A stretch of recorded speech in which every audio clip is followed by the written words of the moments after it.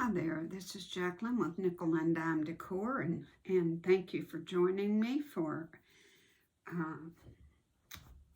this little video. This is part 3, and it's Jelly Roll Jam pattern, and I'm making it as a table quilt, and I've encouraged you to make one. This is what we have so far, in that the cutest thing for spring and for a little table. Now I wanted to show you when you put your batting and backing and top together, I have used spray, basting spray, and I laid out my backing with the right side down and put my batting over it and sprayed my batting.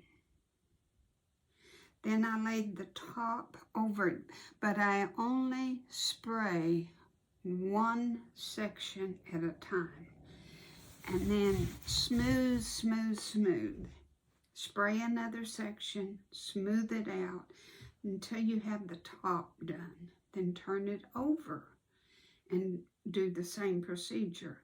Do little by little by little. Smooth and smooth and smooth and smooth till you get it all smoothed out. Then I pin a little too. And you can reposition your say you've got a bunch of wrinkles and your seams aren't laying the way you want them. Just lift that up and reposition it and smooth it back out.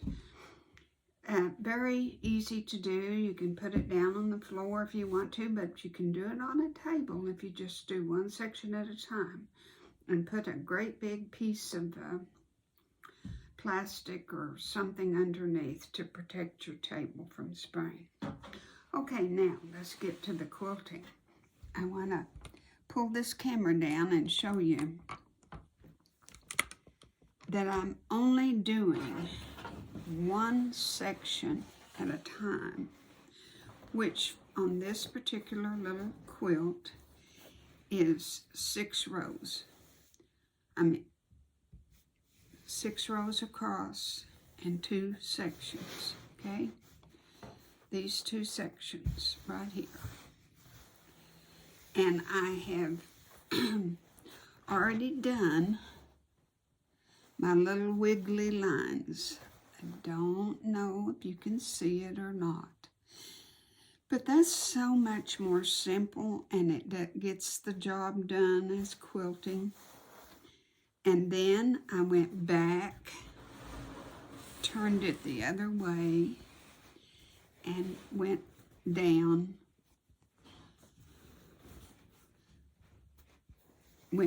this way.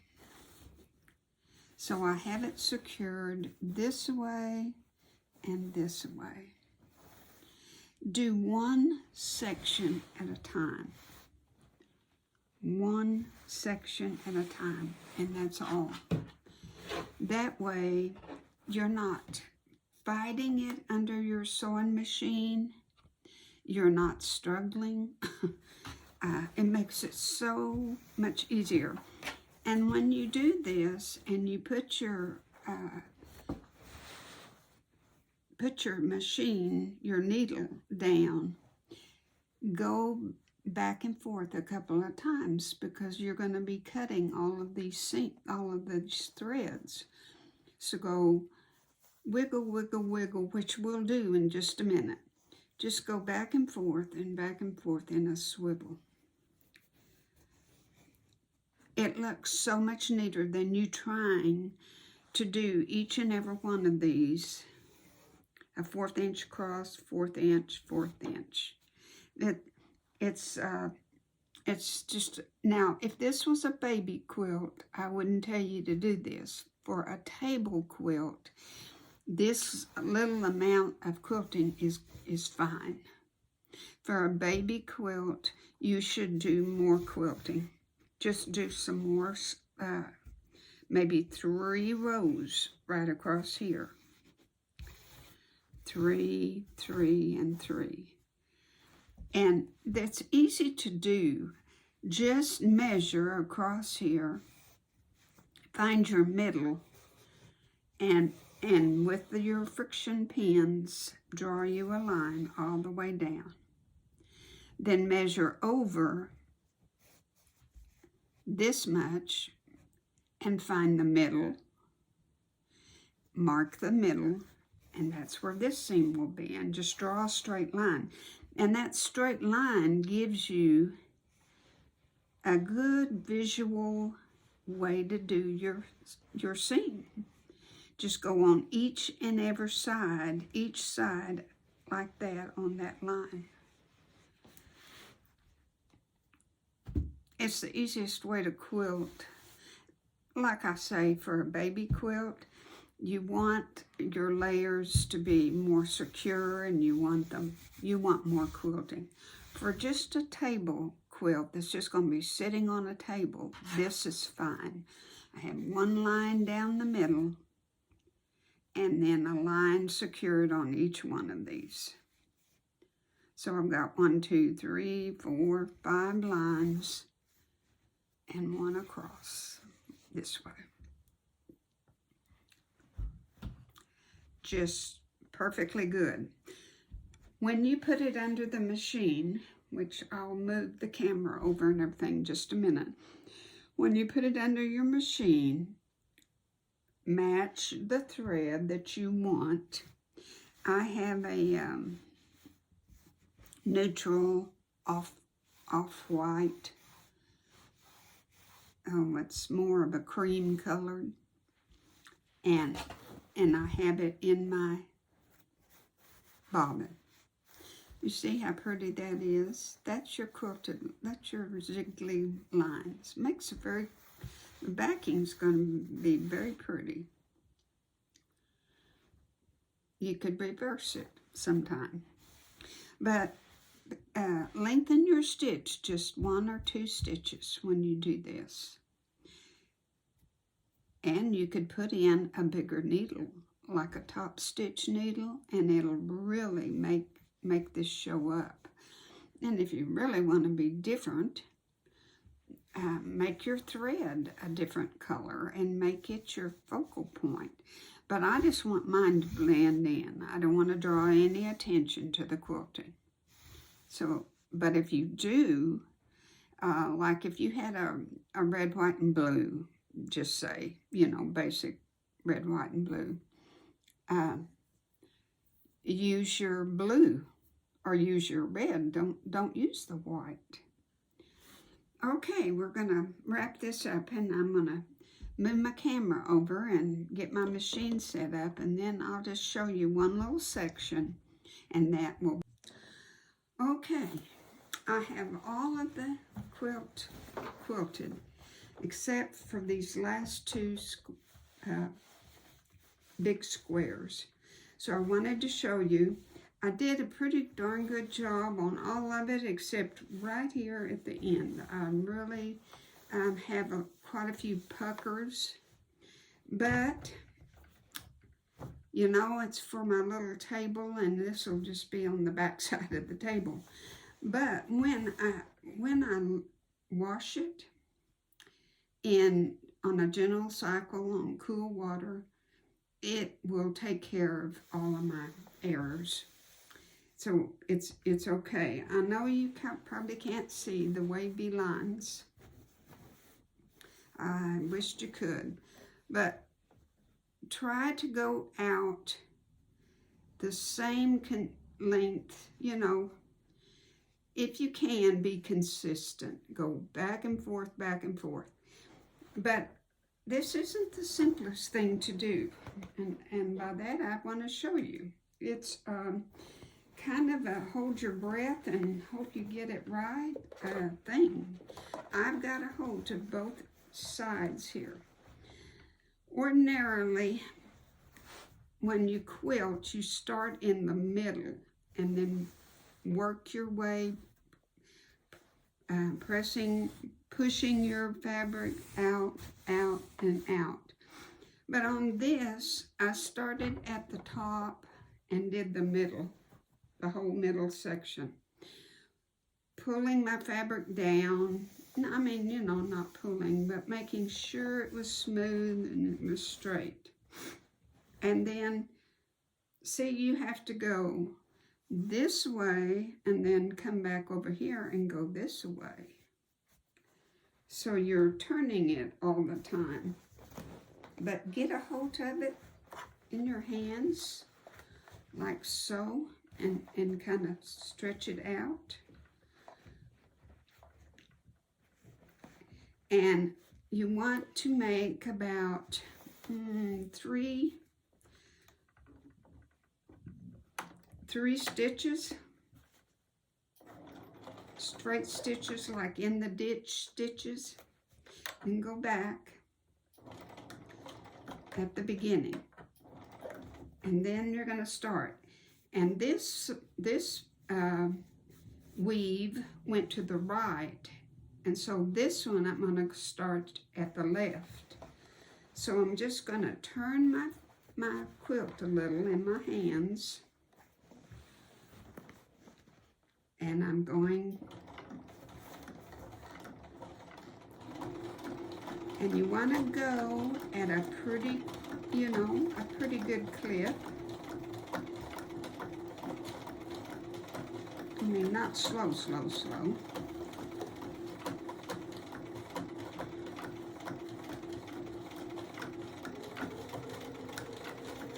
And right here is where it's going to pucker a little bit because I already have this sewed. That I shouldn't have done because that makes it where it doesn't go down correctly. So don't do your side stitch. Do all of your straight line stitching, those ones that go vertically. Then do that horizontal one in the middle. That's what I've done wrong, okay? And it's hard to tell where you've been.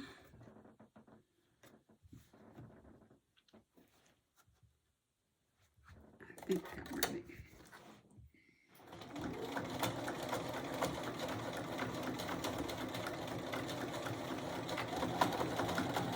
Sometimes you just have to go for it.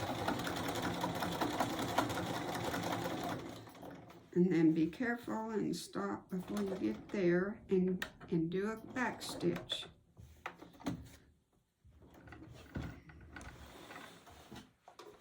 And there's your weave. In and out, in and out, in and out. It makes, it's just so much better to do it like this than try to just make straight stitches. Go like this. This way, it doesn't have to, you know, when you try to go straight, invariably you're not going to go straight. So this, doing it like a weave like this, it just doesn't matter. Your mistakes, I mean, people just aren't going to know. So this is a lot better to do. I thought I cut I did. I think it's a lot better to do than just straight line stitching. Now, this one, the seam is on this, so I'm going to go on this side of the seam where I can stitch in the ditch and do 3 stitches and then go back. And then this went to the right, so now we want to go to the left. So just kind of angle your quilt and pull it across with your hands, pull it down as much and start weaving. And like I say, sometimes going at a pretty good clip is easier to do.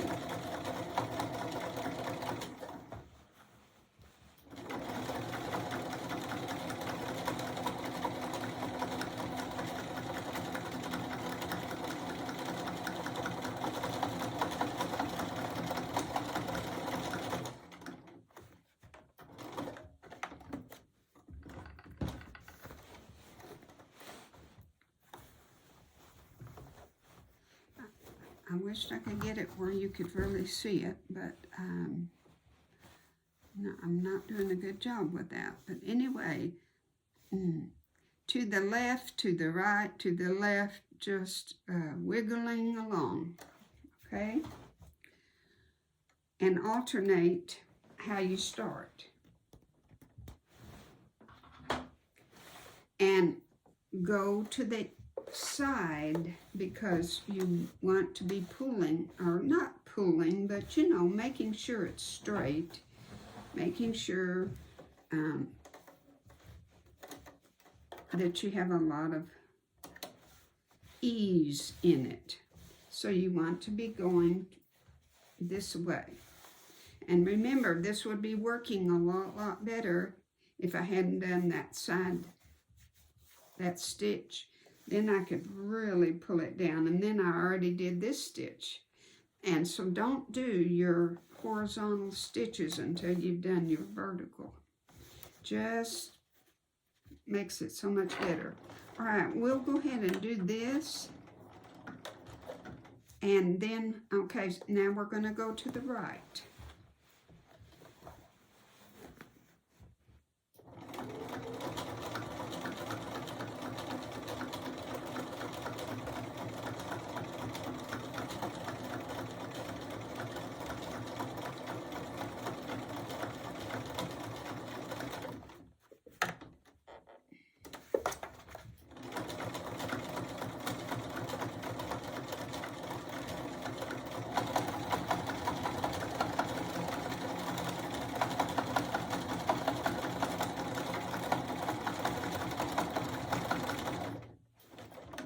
Always back stitch because you're cutting these threads.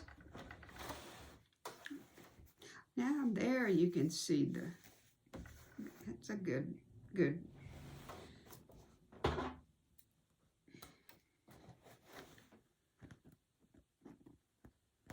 And after, like I say, after it's been washed, it shows up so much better, so cute. Okay, we only have 2 more stitches. This will go to the left, start to the left.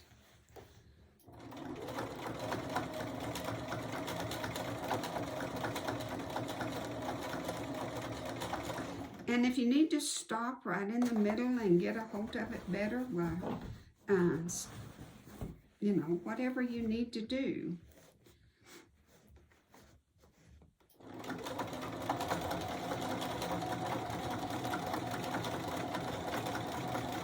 See, this is going to have a real bad wrinkle right there. I don't want that wrinkle there, but I got it anyway.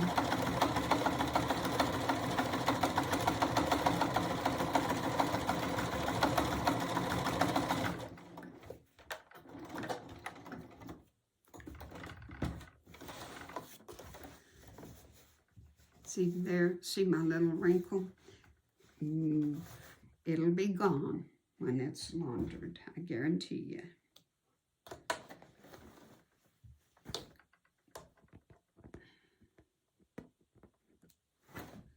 Now we have 1 more stitch, and that's it.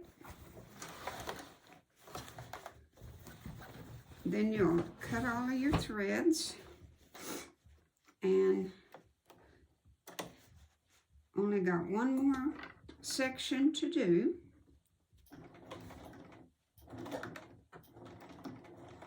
This one goes to the left. Be sure this is pulled over now. Kind of get a hold of it right over here on your edge.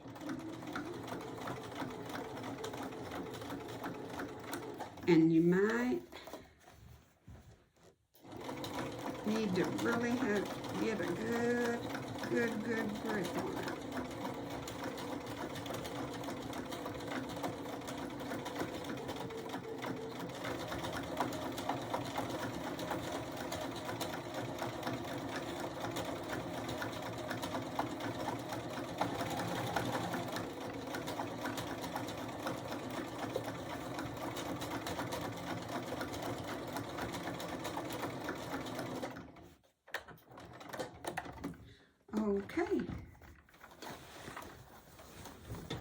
there's our whole section. Remember, we're just always doing them in sections. Because you can see what a mess you would have if you tried to do the whole length of this quilt. Oh goodness, it wouldn't work at all. So now I have my last section here, and it's done. And I thank you so much for watching video number 3. And the next part will be video 4, which will just be the binding. And we're done. Cutest thing, I just can't wait to put it on the table. It's going to be gorgeous. Thank you. God bless.